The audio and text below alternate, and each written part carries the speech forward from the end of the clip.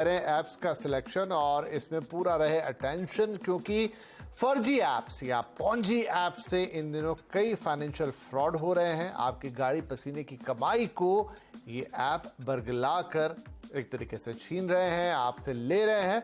और साथ में एक बात है फाइनेंशियल इन्फ्लुएंसर्स की, जो इन दिनों सोशल मीडिया पर कई सारे सलाहकार आते हैं और आपसे कहते हैं कि यहाँ निवेश करें, वहाँ निवेश करें, इतना पैसा इतने दिन में इतना हो जाएगा। वहाँ पर भी सावधानी की जरूरत है। लेकिन आज ये बात क्यों?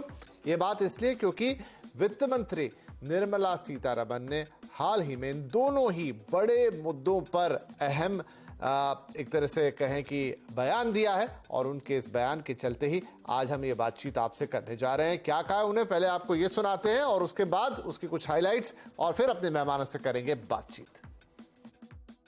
At this stage, I'm not having any proposal before me for regulating them.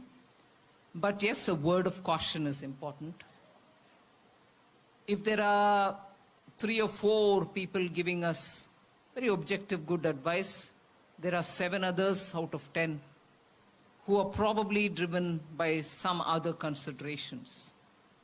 There are also apps which are coming out and reaching out to people saying, we can do this, we can do that, your money will fetch you this much. Many of whom are Ponzi, the apps on which we are working with the ministry concerned, the MeitY ministry, and with the Reserve Bank, and clamping down on them like never before, so that we don't get those Ponzi apps taking away hard-earned money. So social influencers, influential influencers are all out there, but a very strong sense of caution is required in each one of us to make sure that we do double-checking, counter-checking, talking with people. Don't go as a flock into something because somebody else has gone and you also go without doing your due diligence. We have to be careful. It's our hard-worked money. You earned it. You save it. You protect it.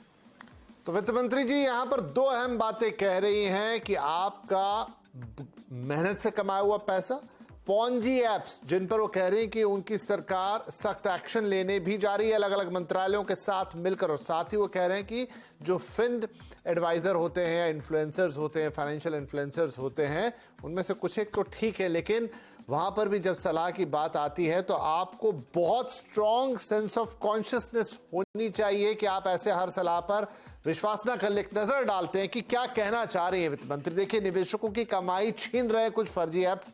पहले तो वो इस पे इशारा दे रही हैं, ये Ponzi apps या पॉन्जी स्कीम जो है आपको लालच देते हैं, फर्जी एप्स को रोकना जरूरी है। उन्होंने ये कहा, ये आपको लालच देने वाले ऐप्स हैं, आपको पैसे को बढ़ाने की बातें करते हैं। पॉन्जी एप्स पर शिकंजा कसने की तैयारी भी उन्होंने ये भी कहा कि अलग अलग मंत्रालयों के साथ मिलकर वो इस पर शिकंजा कसेंगे। निवेशक आकर्षक रिटर्न के बहकावे में ना आए, ये भी वो कह रही है। उन्होंने कहा ना, strong sense of conscious is necessary.